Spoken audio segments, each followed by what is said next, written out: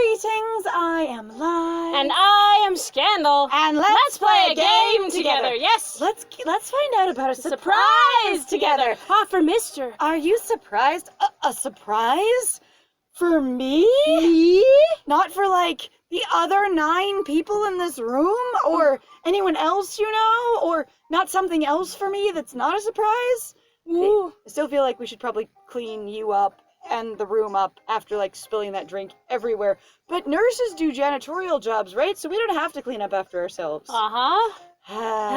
Stand nurses, they work hard. They work so hard. Oh, God. Yeah, like, wow. Actually, it's not really a surprise, mister. Oh, I already know what it is? That's even better! I mean, it's really simple. But if I It don't, would be obvious. if I don't know what it is, it's still a surprise. Not really, though. Or maybe it is. I don't know. I don't know anything. I just know what the spirits tell me. I'm just glad that you're not gripping my entire face anymore and suffocating me slowly. Yeah, I'm glad I can breathe. Breathing That's a good is thing. good. Breathing has been nice. The surprise is that I'm gonna try and kill you in my room next. Yay! Surprise death. I can't make up my mind. Maybe I shouldn't commit murder in the hospital, but who knows? I mean, at least they'd be here to resuscitate you once you've died and flatlined. Then you've got 5 minutes before brain death.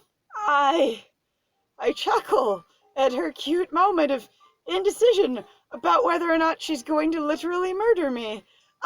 It's very charming. Some people just can't make up their mind, and she doesn't even understand how cute she's being. I'm so glad my moral dilemma looks adorable to you. Yeah. Yay! I love getting away with shit like that.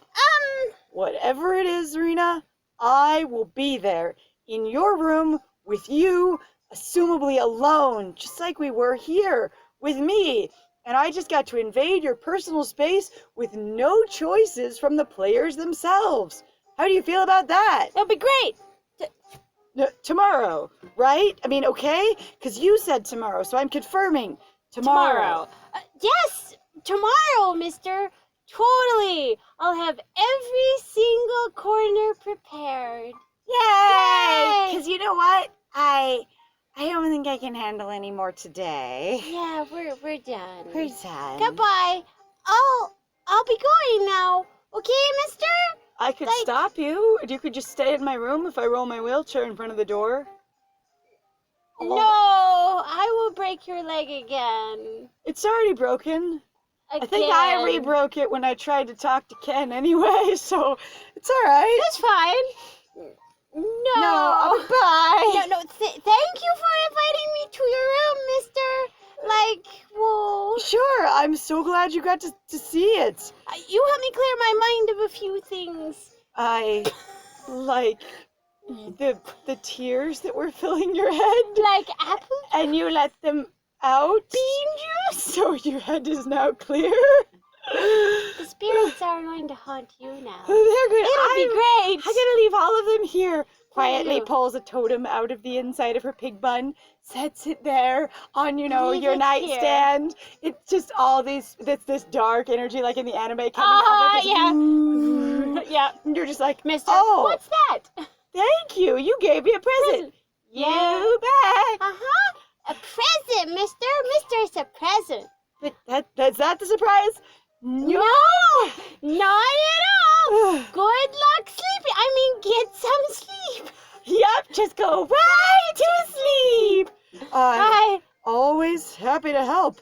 And remember, you can always come here for a visit. In my space. Okay. In my room. By yourself. Alone with me. Yes. And the piano guy in the corner. Okay,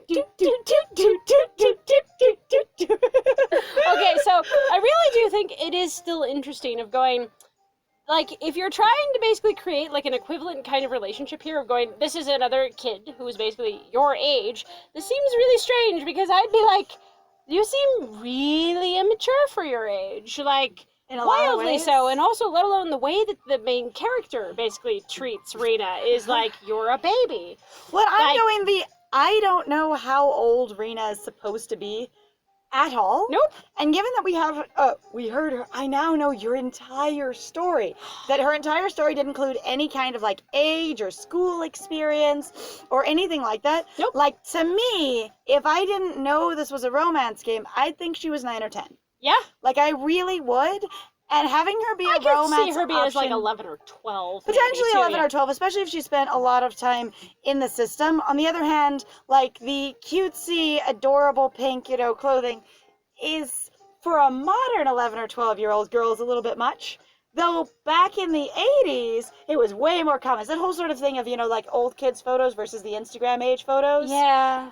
So it feels a little dated or deliberately stylized of her going, I love to dress this way because I am a little bit self-aware. Well, either that or also, too, what you have here is potentially the stylings of a Loli. So, the Lolita style. So, and I always feel really bad when people are like, yeah, the Lolita, the super sexualized, blah, blah, blah, whatever. And I was like, if you know anything about Lolita, actually, originally, Loli was truly for the women who did it. In Japan. Yeah. The history of it. We're not talking the book at all. We're talking about the clothing style. Yeah, which is usually shorthanded to Loli, which is why I'm calling it Loli. But it really was like a cutesy style that was deliberately like considered to be frustrating because it was so cute. And it was off-putting to men going, I am not going to conform to your standard mature woman housewife stuff. And I'm going to be like ridiculously oversweet and saccharine. And now, as far as I understand, it's literally basically become a fetish thing, which is not what its original intent was at all. I would tend to say a portion of the community.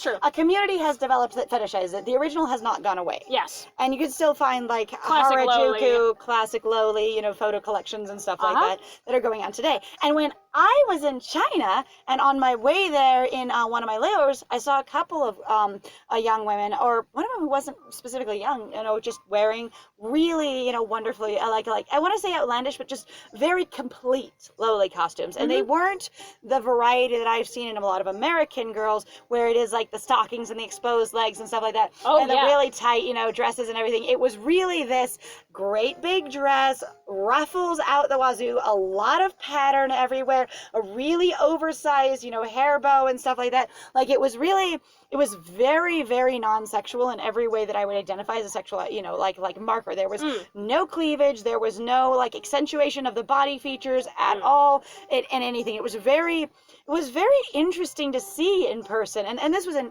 China, not Japan, but it was clearly that same style. And me and my good tall friend who was teaching English in China at the time, we were both like, Lolita at the one that we saw when we were down by the bay. At the hanky-panky where the bullfrog jumped from bank to bank with eeps, ops, oops.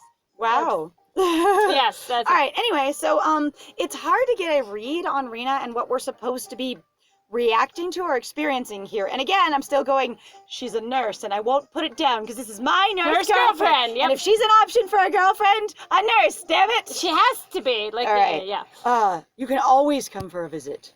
Yay! I am glad you're so excited. I'm excited. It was so good. I loved it. Rena runs away. Yes! Rena walks swiftly, directly towards the door. She disappears. She's so fast. She's like the tiger beetles that actually, if you don't know, they're these fun little beetles that they zip around and they go so fast. They actually start and stop because they try to reorient themselves because they blur their literal vision because of how quick they run. And so it's actually really great. So the tiger beetles, they have this really distinctive pattern of they'll just zip from one point to another. And it's hard even for like some human eyes to keep track of it. It's just the beetles here, then there. And then they stop. And it's usually only like 6 to 12 inches, their little pap of movement. And then they reorient themselves. And sometimes it's just like taking a right angle or something else like that. And then they just zip again because they see their environment, they choose, and then they just rock it off and they can't see what they were doing. And then they go again. It's super cool. It's also really funny. Yeah, it's actually really fun. You're like, I go temporarily blind and this is my hunting technique. It's so great. I point myself at something and I move to it at warp speed in blindness. They've gone to plan. Right. And hopefully at the end of it, I have something in my mouth that's food. Yay! It's like if you oriented yourself in a room towards a cupcake estimated about how far it should be, and then just shot yourself over there, slingshot style. And then when you lost your momentum and an immediate hard stop, stop on a dime kind of thing, Right. you were then like, is there a cupcake in my face? Do a barrel roll. Oh my god! All right, Rita walks towards the door, Warps towards and opens it. Before leaving, she takes one last look at me. She looks really disappointed. She does look very, very serious here. Like, really, this is that level of intense sort of measuring before I kill you tomorrow. I wonder how Also, much I'm just your like, body weighs. I'm still doing this experience of going, we literally just slapped that drink the hell out of her hand. There should be liquid everywhere in this scene. And I'm still just I'm just imagining her with the stuff just running down her face, soaked into her, her shirt and into her pig bun, just looking seriously at you in this sort of dark way. I'm going to contribute to retributive justice soon. Oh my god. And we're just like, okay, that's fine, as it's just spilled all over our floor. What does that mean? You'll what? find out. It's fine. You should read The Punisher. Oh. Hi. I like Hi. the Punisher. He is senpai. Oh god. See you tomorrow, best friend. We're best friends? Since when? Ken, oh my god, you are so easily manipulated. You're really just easy, actually. You're really a himbo. Then she's gone. With the little happy face. And then she's gone. Extremely serious. I size you up and sort of weigh my experience before I leave, and then bye! Yeet! I happily out the door. The musician has frozen this whole time, just... What is the weight of this? Oh, retribution, is it? Should I change up the score? I swear to God, I thought this was a romance flipping through Hang the on, contract. What the fuck? What was I scheduled to play? Oh shit! I am all alone again. Why is this so fucking dramatic? Why is it so important when we're alone? So I'm thinking that what they're probably trying to do is create basically an artificial sense of being, of trying to engender an experience of going, it's really meaningful, and you feel the absence of these women when they leave your life. So suggesting that you're very connected to them. Right. So it's not it is trying to basically drive home that idea that you have bonded with them so hard, and that you're also so alone in your own experience that when they leave, it leaves like a void inside you. And so it's that thing, I think, maybe sort of playing on the assumed loneliness or desire for connection of the person intended to be playing this game or expected to be playing this game. Right. Going yeah, that's how I feel once my love interest leaves the room, or once all the people in my life aren't around me paying attention to me anymore. Yeah. I'm all alone again. I'm also that just sounds really sad to me, because I'm you literally have nothing you enjoy doing. You don't have computer games or handheld games. You don't have books. You don't have writing. You don't have TV. You don't have anything you enjoy doing on your own. And you have no personal motivations in any way. I'll play with my mini fridge. I'll build stacks of cans. I'll order more food. I'll practice paper folding. I'll get something to read. Is there a library in this hospital? Every hospital I've ever been into, not that many, granted, all had a couple of library bookshelves. And by that, they just had a bookshelf with you could grab a book off it kind of thing. Right. And they didn't always have the most interesting reads, but sometimes they had interesting stuff there. They have magazines. There's also magazines. You can also request them. Yeah.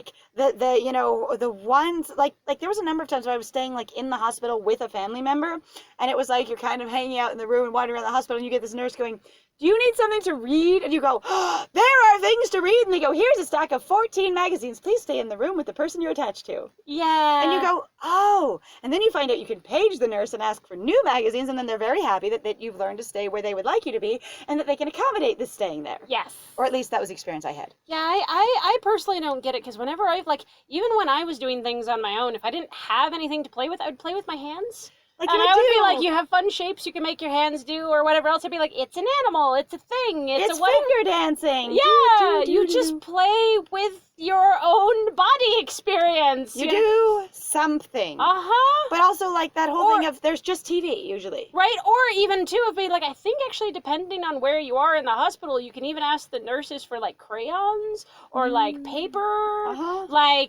You aren't that. I'm this sound. He sounds like the nothing exists in my life now that Without she is not people. here. Now that a girl is not here. And it's very kind of an interesting experience. Yes. Are we going to try and decide to do something on our own? Now, I do think it's interesting that they specifically don't have a TV in here. On the other hand, that little device up on the ceiling here, which I don't know what is, and the board on the wall here suggests that this is more of an exam room than it is of a patient room So to me. my actually guess, I know at one point I was like, is that something from a dentist's office? I actually kind of wonder if it is supposed to be one of those overhanging things where you hook your foot up so that you the supports, basically the pulley system. The cast support system that they might have. Maybe. But I don't know because I haven't actually spent a lot of time at all around people who've had, injuries Broken bones? like that. Yeah, me neither. So, I have no memory of broken bones in my family ever. And no friends with broken bones ever. I do. Like, again, my best friend's older half-sister broke her leg when she fell off a horse at one point. But I wasn't there when it was broken, and she wasn't one of my friends. It was kind of a thing that happened in their household. And that was one of the only people that I really remember having a cast or a broken bone through my entire childhood. Right. And other than one girl in the youth group broke her just lower leg at one point. Right. And I'm like, that's all I've got.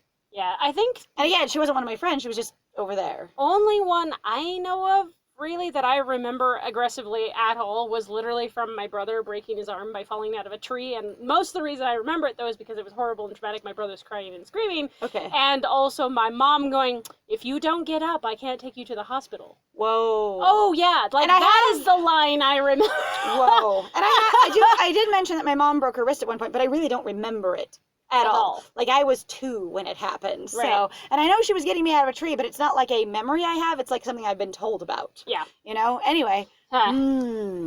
I wonder why she wants me to visit her room tomorrow, since I have no thoughts or ideas of my own outside of this experience in the hospital that has now become my whole universe. I don't even think about preparing for sport anymore. There's also no school or homework to do. Have you noticed? Yeah. We haven't had any contact with teachers. We haven't had any, here's your backpack with all of your schoolwork in it that we bring to you every single week. I remember people talking about, you had to, the teachers having to basically put in packages where they'd be like, this is the student who's in the hospital. Yep. And that's what you do. This is really strange. It is, your entire world stopped existing, so you're not attending school anymore, have homework. I don't know if they're, I don't know what they're thinking here. And that, there is no physical therapy for you to attend. You don't have parents or relatives or actual friends to visit you. All you've got is the teammates you don't want to see and don't want to, to interact with you. Right. And, your ex-boyfriend, rival teammate that broke your leg, supposedly. You have nobody that's connected to you. There's an impressive amount of isolationist fantasy going on here that is really, really strong of removing the entire world. And I appreciate a good isolationist fantasy, as much as anyone, but I like it to make sense. Where are all those things right now? You need to be more sinister if school and parents and your entire outside world doesn't exist. Or are we saying that Mr. is literally a massive antisocial, introvert, closed off individual that has no friends, no connection to his own family, and really is I'm just being truant from school, and the parents are well, we can't control him, so we're just fielding it, I guess. And they can't take you in or get you in trouble for it legally because you're in the hospital. Right. What is going on here? And again, that's one of the things where I was just you could just write your fantasy and just go with it. But I feel again, one of the reasons we keep bringing up silly stuff like this is because, one, the story itself doesn't really have a lot of cohesion, but there is that thing, too, that we have pointed out, saying Lily's Garden, of going, if you are going to say that this thing exists, then you need to also say that other things exist as well. They don't exist in a vacuum. Well, that's one of the experiences of going, in your canon, you've established that we're a teenager that goes to school and plays school sports. Going to school without you describing that you're in universe fantasy school is something different means that there is homework and stuff. So the way I've described before is if you use a normal name for something, like a regular world name for something in your fantasy world, Right. and you don't describe it further, the reason you do that is because you assume that that piece of it works like the normal world. Yes. It's a shorthand going, this part is the normal world, and the rest of it is my universe. It's kind like of thing. an example of, let's say, so the one of the novels by, I said one of the series, I should say, from Brandon Sanderson. So my Okay. friend hasn't read it yet, and I cannot remember which one I'm trying to remember. I think it's the first one for the Way of Kings series or whatever the crap it is. Okay.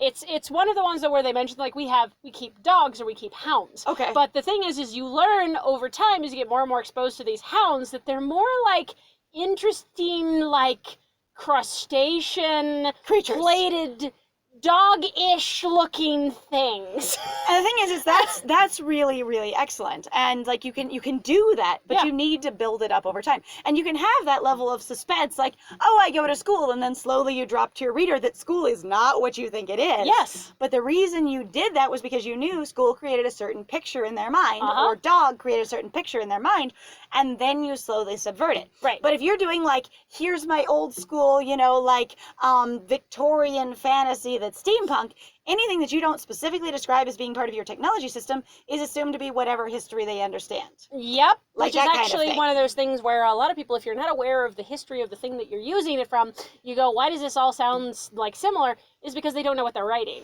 Yeah, they're not familiar with the subject matter. It's why Yes. everybody in steampunk, instead of wearing bright-ass, cool freaking color palettes with massive patterns on it, like they did in Victorian times, wears, sepia tones and brown Browns. and black. Yeah, And it's like, and a lot okay. of white too, and you're kind of like, white is cool and all, and yes, it's very prestigious, but color, my dude. Like, color was all the rage. Like, I follow a couple of, like, Victorian or, like, vintage clothing blogs. Right. That actually do, like, a bunch of, like, photographs and sharing from museums that are, like, fashion museums and stuff like that. And you have all these cool-ass Victorian clothes that are literally, like, bright pink and bright green vertical stripes on that, beautiful dress that you want to put your character in. There's also the thing of where, so I know we're running a little bit long here, but that's Yeah. okay. There's a couple of things even like where they mention going Tiffany was a real legitimate nickname/name, but everybody that they were like, you can't use it in your historical novel because nobody wants to believe that anybody had the name Tiffany. It sounds too modern. Like there've literally been editors who've shot down authors who are like, I researched this. This is real. There's also cases of like they've had belly button piercings back in the Victorian age, or they had nipple piercings back in the Victorian age, and people don't want to hear about it because it sounds too modern. And air so, quotes. on the other hand, if you do like a steampunk set in the,